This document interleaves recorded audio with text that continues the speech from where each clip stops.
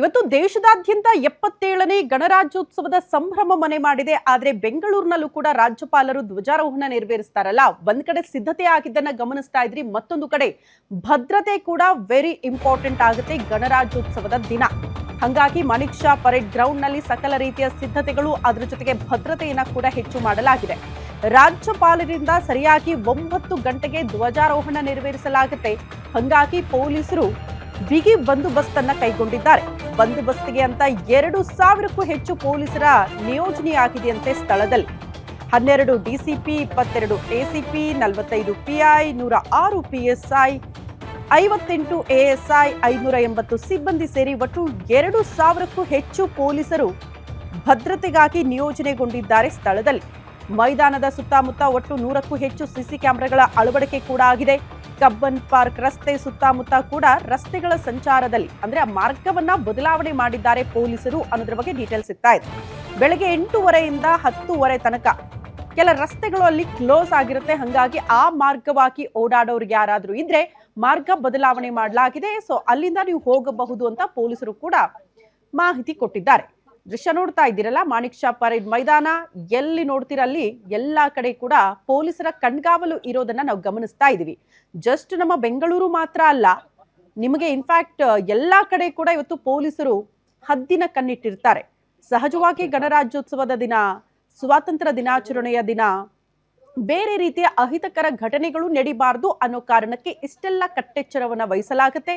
ಭದ್ರತೆಯನ್ನ ಕೂಡ ಹೆಚ್ಚು ಮಾಡಲಾಗುತ್ತೆ.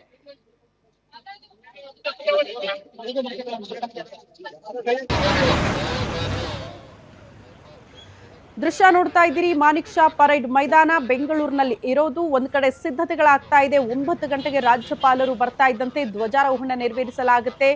ಬಟ್ ಅದರ ಜೊತೆಗೆ ಭದ್ರತೆಯನ್ನ ಕೂಡ ಹೆಚ್ಚು ಮಾಡಲಾಗಿದೆ. ಆ ದೃಶ್ಯವನ್ನ ಗಮನಿಸ್ತಾ ಇದ್ದೀರಿ. ಯಾವುದೇ ರೀತಿಯ ಅಹಿತಕರ ಘಟನೆಗಳು ಇವತ್ತು ಆಗಬಾರದು ಅನ್ನೋ ಕಾರಣಕ್ಕೆ ಪೊಲೀಸರು ಇಷ್ಟೆಲ್ಲ ಕಟ್ಟೆಚ್ಚರವನ್ನ ವಹಿಸಿರೋ ದೃಶ್ಯಗಳನ್ನ ನೋಡ್ತಾ ಇದ್ದೀರಿ.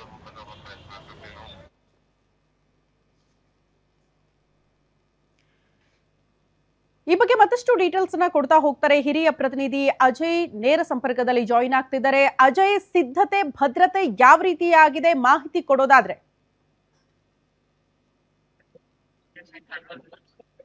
ತುಂಬಾ ಜೂಮ್ ಆಗಿದೆ ಅಂತ ಅಜಯ್, ನನ್ನ ಧ್ವನಿ ಕೇಳಿಸ್ತಾ ಇದ್ರೆ 77ನೇ ಗಣರಾಜ್ಯೋತ್ಸವದ ಸಂಭ್ರಮ ಮಾಣಿಕ್ ಷಾ ಪರೇಡ್ ಮೈದಾನ ಅದಕ್ಕೆ ಸಾಕ್ಷಿ ಆಗ್ತಾ ಇದೆ. ಹೆಂಗಿದೆ ಸಿದ್ಧತೆ ಮತ್ತು ಭದ್ರತೆ ಅಂತ?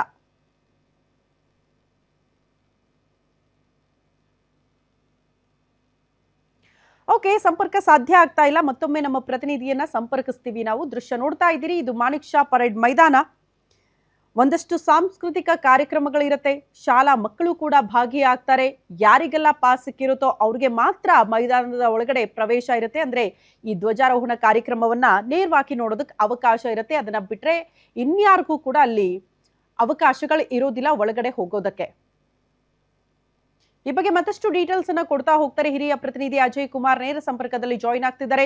ಅಜಯ್, 77ನೇ ಗಣರಾಜ್ಯೋತ್ಸವದ ಸಂಭ್ರಮಕ್ಕೆ ಮಾಣಿಕ್ ಷಾ ಪರೇಡ್ ಮೈದಾನ ಕೂಡ ಸಾಕ್ಷಿ ಆಗ್ತಾ ಇದೆ. ಹೆಂಗಿದೆ ಸಿದ್ಧತೆ ಭದ್ರತೆ ಅಂತ?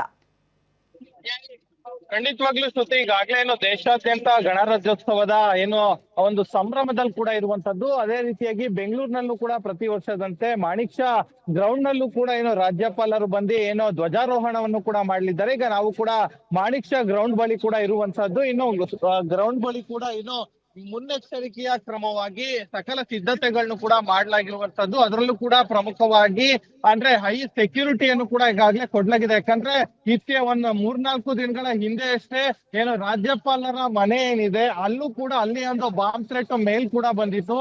ಆ ಒಂದು ಉದ್ದೇಶದಿಂದಾಗಿ ಈ ಬಾರಿ ಇನ್ನಷ್ಟು ಭದ್ರತೆಯನ್ನ ಹೆಚ್ಚಿಸಲಾಗಿದೆ ಅಂತಾನು ಕೂಡ ಗೊತ್ತಾಗ್ತಿದೆ. ಸೊ ಹೀಗಾಗಿ 2,000ಕ್ಕೂ ಹೆಚ್ಚು ಜನ ಪೊಲೀಸನ್ನು ಕೂಡ ಈಗಾಗಲೇ ನಿಯೋಜನೆಯನ್ನು ಕೂಡ ಮಾಡಲಾಗಿದೆ. ಒಳಗಾಗಿರ್ಬೋದು ಮತ್ತೆ ಹೊರಗಡೆ ಆಗಿರ್ಬೋದು. ಇದ್ರ ಜೊತೆಗೆ ಇನ್ನು ಯಾರ್ಯಾರು ಪಾಸ್ ಇರುತ್ತೆ ಮತ್ತೆ ಯಾರ್ಯಾರಿಗೆ ಪಾಸ್ ಅನ್ನ ಇಲ್ಲಿ ವಿತರಣೆ ಮಾಡಿರ್ತಾರೆ ಅವರಿಗೆ ಮಾತ್ರ ಇಲ್ಲಿ ಎಂಟ್ರಿಯನ್ನ ಕೊಡ್ಲಾಗಿದೆ ಅನ್ನೋ ಮಾಹಿತಿ ಇರುವಂತದ್ದು. ಇದ್ರ ಜೊತೆಗೆ ಈಗಾಗಲೇ 10ರಿಂದ 12 ಜನ ಡಿಸಿಪಿಗಳಾಗಿರ್ಬೋದು, ಜೊತೆಗೆ ಇನ್ನುಳಿದಂತೆ ಎಸಿಪಿಗಳಾಗಿರ್ಬೋದು, ಮತ್ತೆ ಇನ್ಸ್ಪೆಕ್ಟರ್, ಸಬ್ ಇನ್ಸ್ಪೆಕ್ಟರ್, ಹೀಗೆ ಸಾಕಷ್ಟು ಜನರು ಕೂಡ ಏನು ಈ ಒಂದು ಭದ್ರತೆಯಲ್ಲೂ ಕೂಡ ಈಗಾಗಲೇ ಪಾಲ್ಗೊಂಡಿದ್ದಾರೆ ಅಂತ ಹೇಳ್ಬೋದು. ಇನ್ನು ಭದ್ರತೆಗಾಗಿ ಇನ್ನು KSRP ತುಕಡಿಯನ್ನು ಕೂಡ ಈಗಾಗಲೇ ನಿಯೋಜನೆಯನ್ನ ಮಾಡಲಾಗಿದೆ. ಇನ್ನು 9 ಗಂಟೆ ವೇಳೆಗೆ ಏನು ರಾಜ್ಯಪಾಲರು ಕೂಡ ಬಂದು ಆನಂತರ ಧ್ವಜಾರೋಹಣವನ್ನ ಮಾಡ್ತಾರೆ. ಆನಂತರ ಸಾಂಸ್ಕೃತಿಕ ಕಾರ್ಯಕ್ರಮವು ಕೂಡ ಇರುತ್ತೆ, ಮತ್ತೆ ಆ ರೂಟ್ ಮಾರ್ಚ್ ಕೂಡ ಇರುತ್ತೆ. ಸೊ ಹೀಗಾಗಿ ಸಾಕಷ್ಟು ಬಿಗಿ ಭದ್ರತೆಯ ಉದ್ದೇಶದಿಂದಾಗಿ ಈಗ ಏನು ಈ ಬಾರಿಯ ಒಂದು ಗಣರಾಜ್ಯೋತ್ಸವವನ್ನು ಕೂಡ ಆಚರಣೆಯನ್ನ ಮಾಡ್ಲಾಗ್ತಿದೆ. ಇನ್ನು ನೋಡ್ತಾ ಇರ್ಬೋದು ದೃಶ್ಯದಲ್ಲಿ ಯಾವ ರೀತಿಯಾಗಿ ಪಾಸ್ ಇದ್ದಂತವರಿಗೆ ಮಾತ್ರ ಇಲ್ಲಿ ಎಂಟ್ರಿಯನ್ನ ಕೊಡ್ಲಾಗಿರುವಂತದ್ದು. ಅಂದ್ರೆ ಒಂದು ಪಾಸ್ ಅಲ್ಲಿ ಇಬ್ಬರಿಗೆ ಮಾತ್ರ ಇಲ್ಲಿ ಎಂಟ್ರಿಯನ್ನ ಕೊಡ್ಲಾಗಿರುವಂತದ್ದು. ಸೊ ಹೀಗಾಗಿ ಪ್ರತಿಯೊಬ್ಬರನ್ನು ಕೂಡ ಪಾಸ್ ಅನ್ನು ಕೂಡ ನೋಡಿ ಈಗಾಗಲೇ ಬಿಡುವಂತ ಕೆಲಸಕ್ಕೂ ಕೂಡ ಈಗಾಗಲೇ ಪೊಲೀಸರು ಸಹ ಮುಂದಾಗಿರುವಂತದ್ದು. ಇನ್ನು ಕೇಂದ್ರ ವಿಭಾಗದ ಡಿಸಿಪಿ ಕೂಡ ಈಗಾಗಲೇ ಬಂದಿರುವಂತದ್ದು. ಅವರು ಕೂಡ ಈಗಾಗಲೇ ಈ ಎಲ್ಲಾ ರೀತಿಯಂತ ಭದ್ರತೆಗಳನ್ನ ಕೂಡ ಈಗಾಗಲೇ ಚೆಕ್ ಮಾಡ್ತಾ ಇದ್ರೆ. ಯಾಕಂದ್ರೆ ಪ್ರತಿಯೊಬ್ಬರಿಗೂ ಕೂಡ ಈಗಾಗಲೇ ಏನು ಇನ್ಸ್ಟ್ರಕ್ಷನ್ ಕೂಡ ಇರುವಂತದ್ದು, ಯಾರೇ ಆಗ್ಲಿ ನಾವು ಪಬ್ಲಿಕ್ ಅಂತ ಅಂದ್ರೆ ಅಲ್ಲಿ ಒಳಗಡೆ ಬಿಡೋದಿಲ್ಲ.